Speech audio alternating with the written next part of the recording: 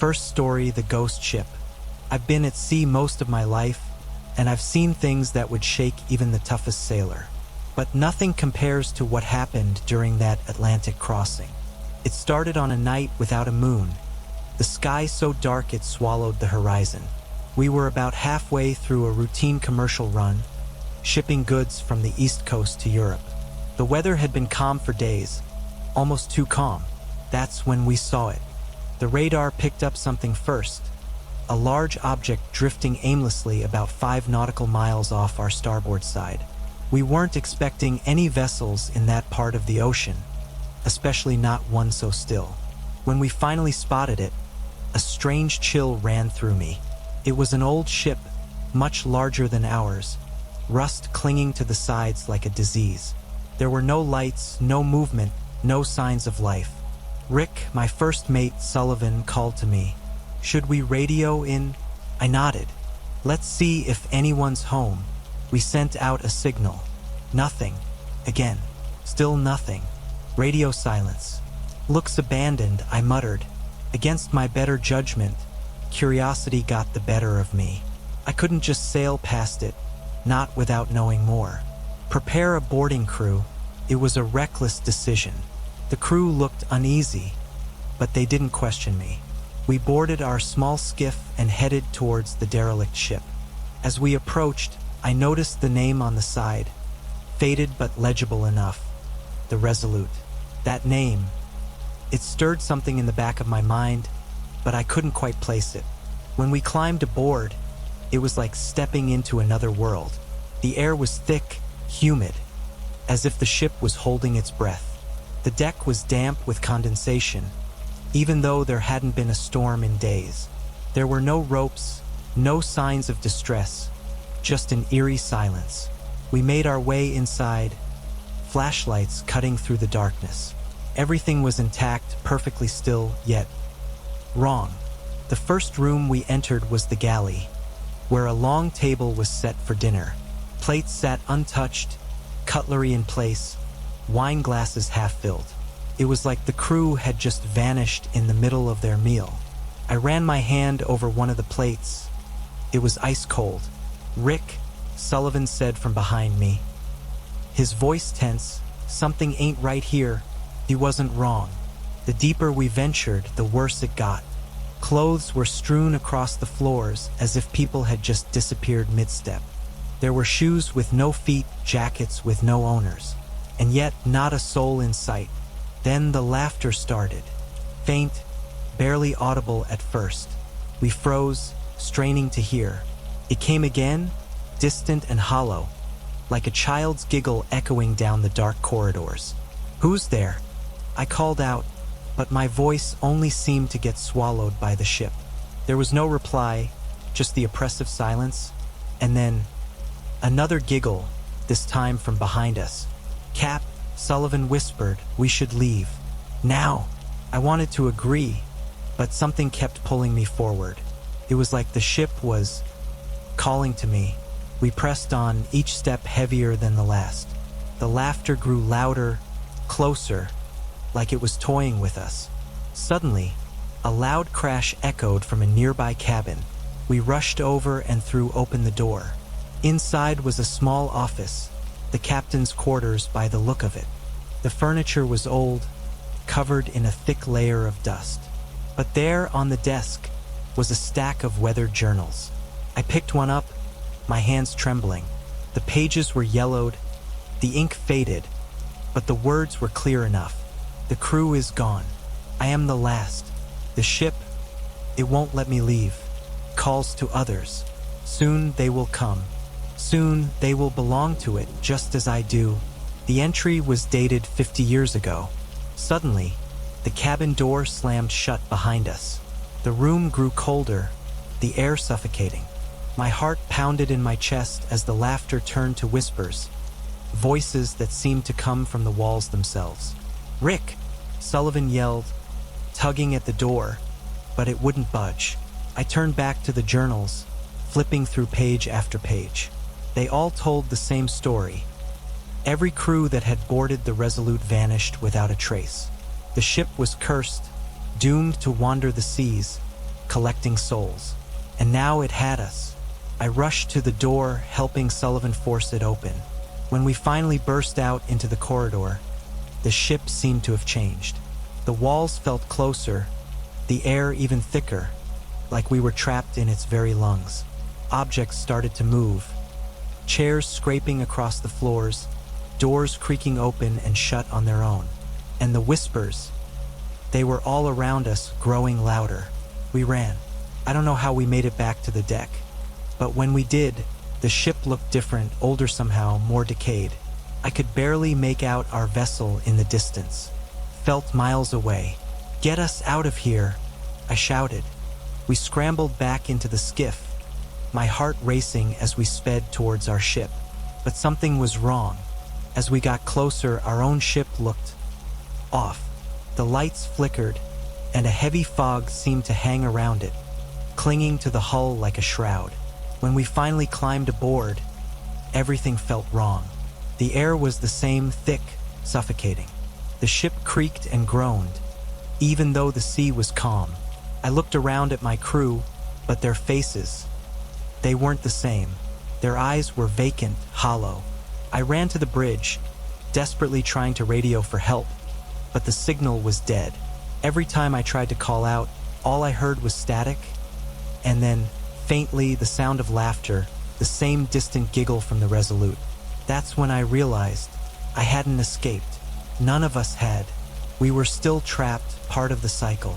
The ghost ship wasn't drifting in the distance anymore. We were the ghost ship, and the ocean had just claimed us. Second story, the fog on the horizon. It was supposed to be a dream trip, a luxury cruise across the Pacific, stretching for 2 weeks of sun-soaked relaxation, gourmet food, and open seas. My wife, Linda, and I had saved for this vacation for years, and when we finally stepped aboard the Pacific Dream, it felt like the beginning of something magical. Little did I know, it would be the last time I'd ever see the world I knew. For the first few days, everything was perfect. The ocean was calm, the skies clear, and the air warm. The ship was a floating city, full of life. Dinners with live music, laughter echoing down the grand halls, and the gentle sway of the ocean beneath our feet. We mingled with other passengers, enjoyed a few too many drinks at the deck bar, and planned our excursions for the islands we would be visiting along the way. But on the 5th day, everything changed. It was early morning. Linda and I were having breakfast on our balcony when we first saw it. A thick, unnatural fog. No, a wall of fog, rising on the horizon. I've seen my share of weather patterns, but this was different. The fog seemed to roll in too quickly, too deliberately. It swallowed the horizon within minutes, and soon enough, it had wrapped itself around the entire ship. "We must be heading into a storm," Linda said, her brow furrowed as she watched the fog press against the ship's windows. I wasn't so sure. The sea was calm, unnaturally so, as if it too had been stilled by the approaching mist. The captain's voice crackled over the loudspeaker, reassuring the passengers that everything was fine. Just a common ocean fog, nothing to worry about.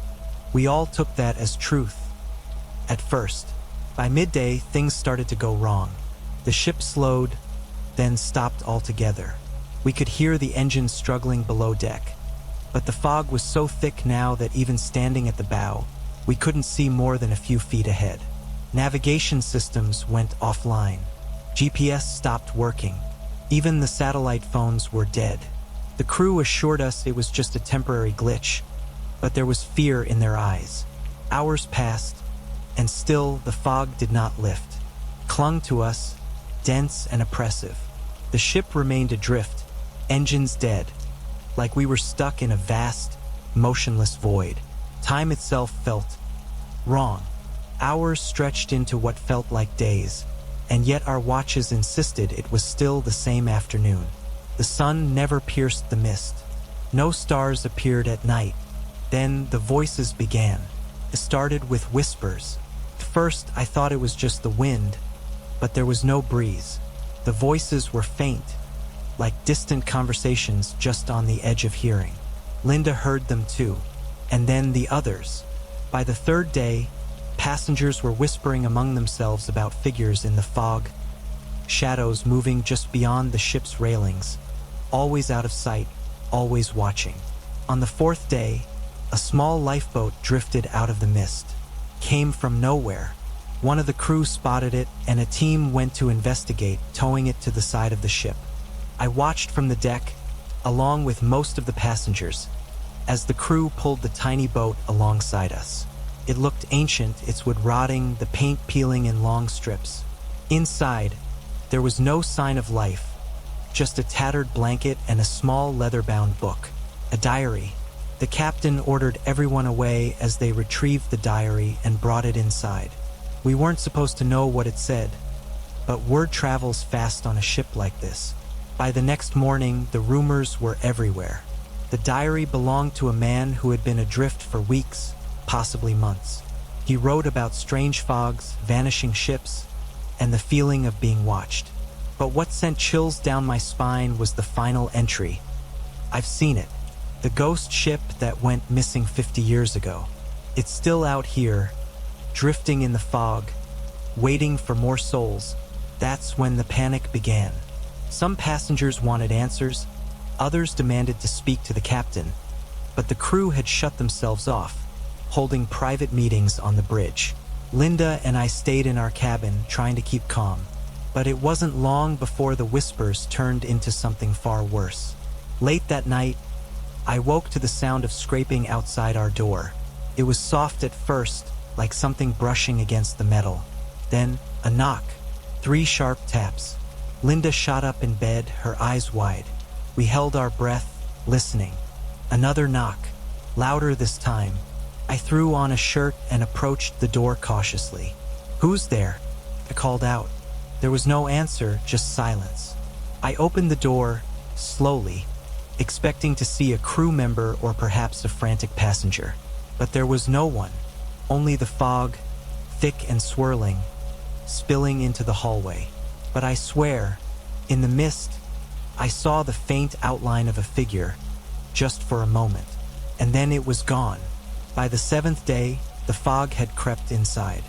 The hallways felt tighter, colder, as though the mist itself was breathing with us. The captain made no more announcements.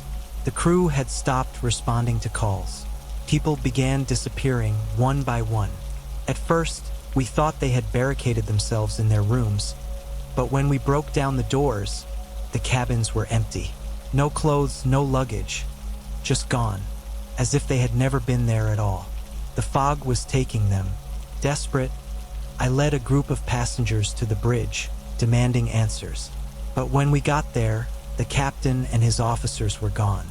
The only thing left was the ship's logbook, open to a blank page, and the final transmission on the radio. A loop of static, and beneath it, barely audible, the same whispers we had been hearing for days. We tried to turn the ship around, to go back the way we had come, but it was too late. The fog wouldn't let us go. Every time we thought we were making progress, we would find ourselves back where we started. The mist twisted time and space, bending it into an endless loop. Then, on the 9th day, the fog began to lift. For a moment, we felt a surge of hope. We rushed to the deck, expecting to see familiar shores or at least the open sea. But what we saw, I still can't describe it fully. The water had changed, dark and thick like oil. The horizon was unfamiliar, jagged black cliffs rising in the distance. Landscapes that didn't belong in any ocean chart I'd ever seen. Our navigation systems were still dead. Maps useless. Compasses spun wildly, directionless. We were in a place that wasn't on any map, an ocean that shouldn't exist. Linda clutched my hand, her grip tight with fear. "Where are we?" she whispered. I didn't have an answer. We never found our way back. The world we knew is gone. If anyone ever finds this, if this message somehow escapes the fog, know this: there are places on this earth, places in the oceans that aren't meant to be found. And if you stumble into them, you will never return. We didn't. We're still here. And now, the fog is coming for you. Third story, The Depth, being a professional diver, I've seen things most people can't imagine: shipwrecks, deep-sea caverns, and the eerie silence of the ocean's uncharted territories. But nothing, absolutely nothing, could have prepared me for the discovery in the Gulf of Mexico. I was part of an elite dive team hired to explore an underwater crater, recently discovered by oil rig operators. It was massive, larger than any crater I'd ever seen, and unnaturally deep. The scientists we worked with couldn't explain it. No volcanic activity, no meteor impact, just a perfect, circular void plummeting into the ocean floor. The deeper we went, the stranger things became. I remember the excitement when we started. Our team was small but experienced. There was Ian, the seasoned tech diver, Claire, the marine archaeologist, and Javier, the one who always kept things light with his jokes. And then me, Sophie, the quiet one, the one who never let nerves get the best of her. We'd been briefed on what to expect. Nothing. A geological anomaly, maybe some interesting rock formations. But the minute we dropped into that water and saw the edge of the crater looming below, something felt wrong. The water around us was darker than it should have been, almost thick, like it was hiding something. As we descended, the light from the surface faded quickly. By 200 feet, it was completely gone. Our powerful dive lights barely pierced the gloom, casting an eerie glow on the crater's walls. I've never felt claustrophobic in the water before, but there was something about this place. It was like the ocean itself was pressing in on me. At around 400 feet, Claire spotted something. An artifact lodged in the side of the crater. We swam over, our lights illuminating what looked like a carved stone. It was old, ancient, even covered in symbols none of us recognized. Javier joked about finding Atlantis, but Claire didn't laugh. She was too focused, tracing her fingers over the grooves in the stone. "This doesn't belong here," she whispered into her comms. "This isn't natural." As we went deeper, more of the artifacts appeared. Pieces of pottery, remnants of what looked like columns, even bones scattered across the seabed. Human bones, Claire thought at first. But the skulls were wrong, elongated, distorted, as if they belonged to something not quite human. The further down we went, the more unease settled in my gut. Ian's breathing had become shallow, tense, his usual confidence replaced with something closer to fear. None of us spoke much after that. It was like the ocean itself was warning us, go back. At around 600 feet, the first piece of equipment failed. Javier's dive light flickered and went out completely. We stopped to check it, but no matter what he did, it wouldn't turn back on. "Faulty light," he muttered, trying to shake it off. But a part of me knew better. That's when I saw it. Something moved, deep in the black water below us. A massive shadow, just out of reach of our lights. At first, I thought it was a trick of the dark. But then Ian swore into his calm. "Did you see that? Something big just passed beneath us." We hovered there, silent, our eyes scanning the void below, but whatever it was had disappeared. Still, the weight of it lingered, like we weren't alone anymore. We continued our descent, though every part of me screamed to stop. At 800 feet, we reached the bottom of the crater, and there it was, a forgotten city. The seabed stretched out before us, revealing what looked like the ruins of an ancient civilization.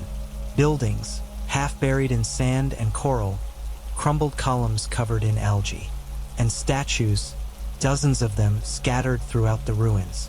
They were grotesque, carved from stone but worn smooth by centuries underwater. Their faces were twisted, not human, with elongated limbs and gaping mouths. Some had multiple arms, others had no faces at all, and all of them seemed to be watching us. "Jesus Christ," Ian breathed. "What is this place?"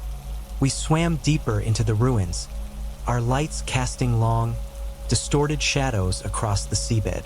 There was something off about the statues.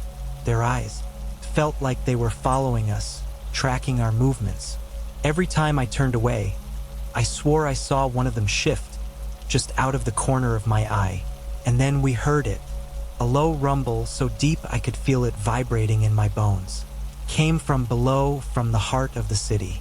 The ground trembled, and for a split second, I saw the statues move. Not in the way stone crumbles or shifts, but in the way a living thing stirs in its sleep. Suddenly, Javier's calm went dead. I turned, shining my light where he'd been swimming, but there was nothing, just empty water. "Javier," I called, my voice shaking. "Javier, where are you?" No response. Ian swam toward where he'd last been, but there was no sign of him. No bubbles, no equipment, nothing. We were three now, silent, terrified. Claire motioned for us to ascend, and we started up, slow and steady. But something was wrong with the water. It felt thicker, resisting our movements. I looked down one last time and saw it, the city, the statues. They were alive, shifting, their stone bodies twisting, their heads turning toward us, mouths open in silent screams. That's when I saw the entity. At the center of the ruins, something massive began to stir. It was a shape colossal, dark, and ancient, far older than anything human. Its form was indistinct, but I could feel its presence, a consciousness far beyond our understanding, waking from its long slumber. And then Ian vanished. One moment he was there, swimming beside me, and the next he was gone, pulled into the depths by something I couldn't see.